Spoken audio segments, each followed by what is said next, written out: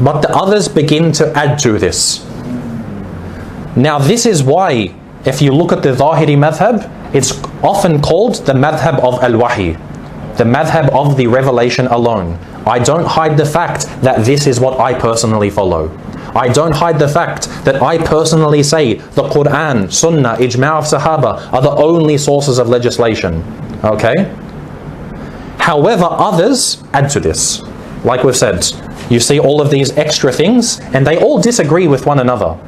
None of them agree, otherwise they would still be part of the same madhab. So for example, Imam Abu Hanifa, Abu Hanifa accepted the opinion of an individual Sahabi. Now if we look at this, you would say, for example, if one Sahabi said something, then this is a basis for legislation. What about when they differ? And this is a good question that comes about for a lot of the brothers today and sisters today. They would say, for example, oh, I heard, for example, that Ibn Abbas said that the woman has to cover her face and she should cover all of her face except for one eye. Now this is something they would say. Now, does this become part of the religion of Allah because this was his opinion? No. So again, when we say opinion here, we're not saying that he's saying that the Prophet ﷺ said this. It is simply his opinion that has no evidence attached to it. So would you honestly say that a woman has to cover all of her face except for one eye? No. Personally, I would say no. A'udhu billah.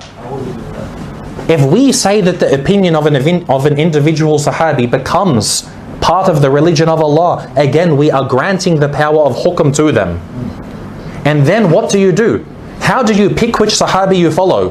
One Sahabi says the woman covers all of her face but her eyes. One says she only shows one eye. Another says she shows all of her face and her hands. How do you decide? Do you pick a name out of a hat?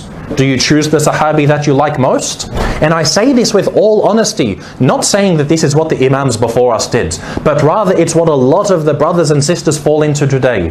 That you would simply give the evidence, oh, but so-and-so Sahabi said this. But does this mean it's a part of the religion of Allah?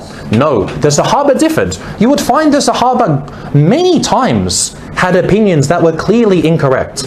The Sahaba fought one another. Aisha radiallahu anha fought Ali radiallahu on the battlefield. We don't say that everything that they did was perfect. No doubt sometimes they did hold mistakes. There were some of the Sahaba who believed up until their death that mut'ah is halal. This is clearly wrong. Yes. Some of the Sahaba said when you make wudu, you must also wash your eyes.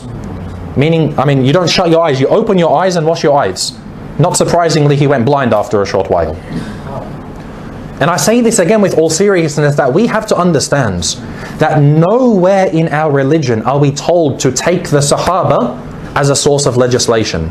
Yes, they are the best of generations, and the generation after them and the generation after them. These are the three best generations. The best meaning there is no generation that compares to them, but still among them were the Khawarij. Still among them were the Khawarij. Do we follow them? No. This is why many people say, for example, these three generations, they call them the salaf as-salih.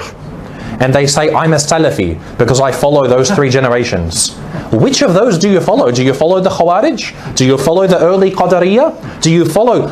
We know that Ali radiallahu anhu, when he was Khalifa, he killed the early Shia. The origins of the Shia began very early on among the Tabi'een. And Ali radiallahu anhu killed them. They're part of the Salaf, whether you like it or not.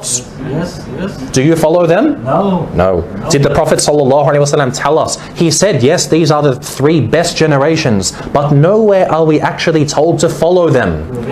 Rather, what are we told to follow? The Wahi, the Quran and the Sunnah.